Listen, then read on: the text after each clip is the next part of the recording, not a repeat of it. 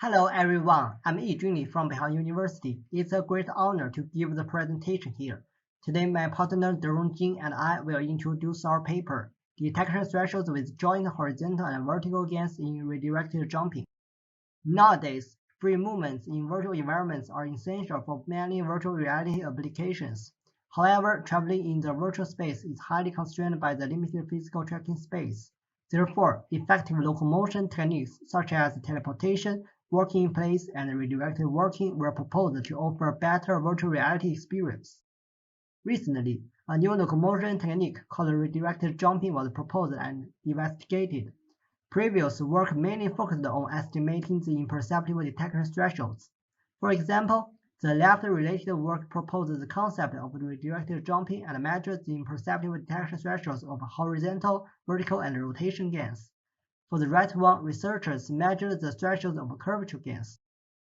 However, they measured detection thresholds individually but ignored the potential effect of combined gains on detection thresholds.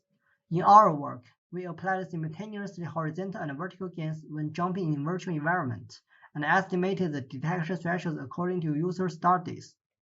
In our design, we focused on two-legged takeoff forward jumping. Firstly, we divided the jumping process into 5 states, which is the same as the previous work, and applied redirection during the ascending and descending states. To detect the jumping state, 3 trackers attached to the user's waist and feet, together with the head-mounted display and controllers, track the corresponding positions. The left video shows the jumping process of the experiment.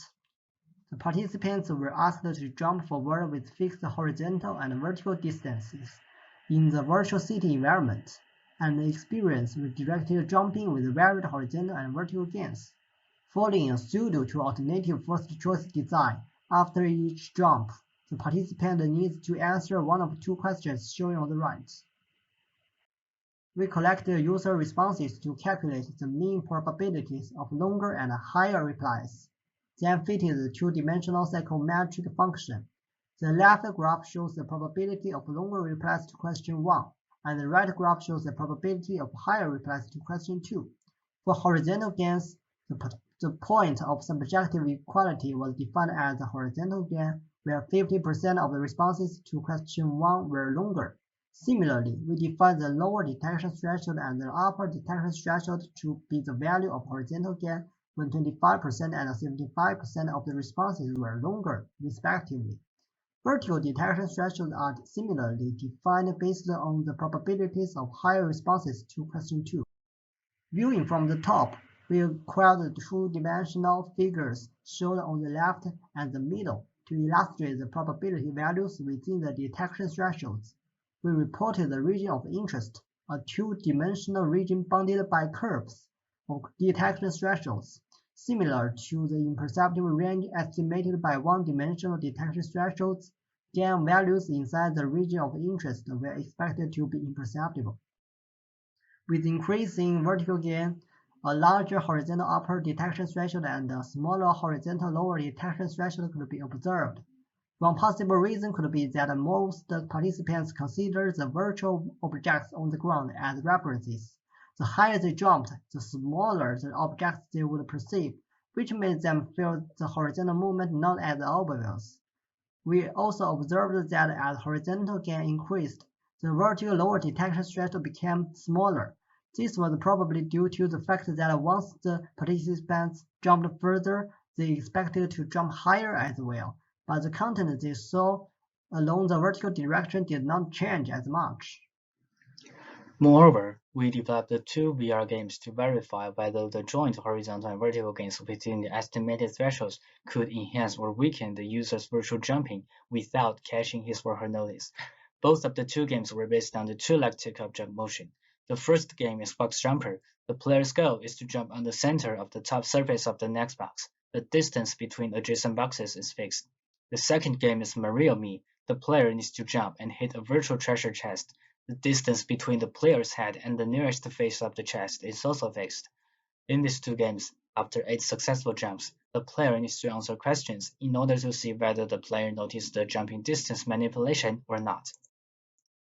We selected three groups of horizontal and vertical gains to test our findings. The lower group is within and near the lower detection thresholds. The upper group was within and near the upper detection thresholds. We also used a group that did not manipulate the jumping as a control group. The first table shows the probabilities of longer replies to question 1 and higher replies to question 2. We can observe that the replies were around 50%, which means it was difficult for the participants to tell whether the jumping distances were manipulated.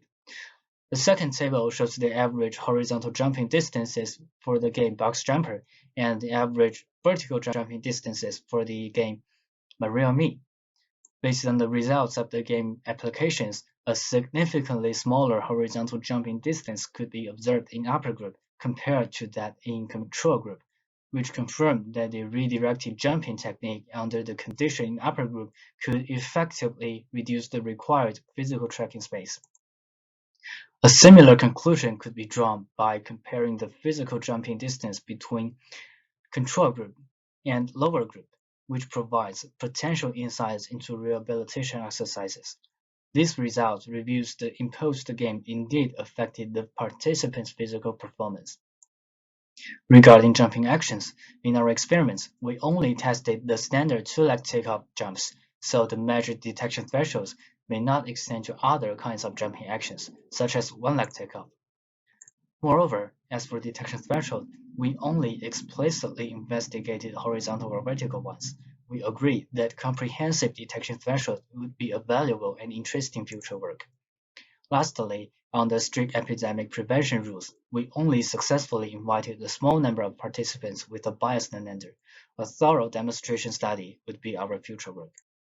Thanks for watching.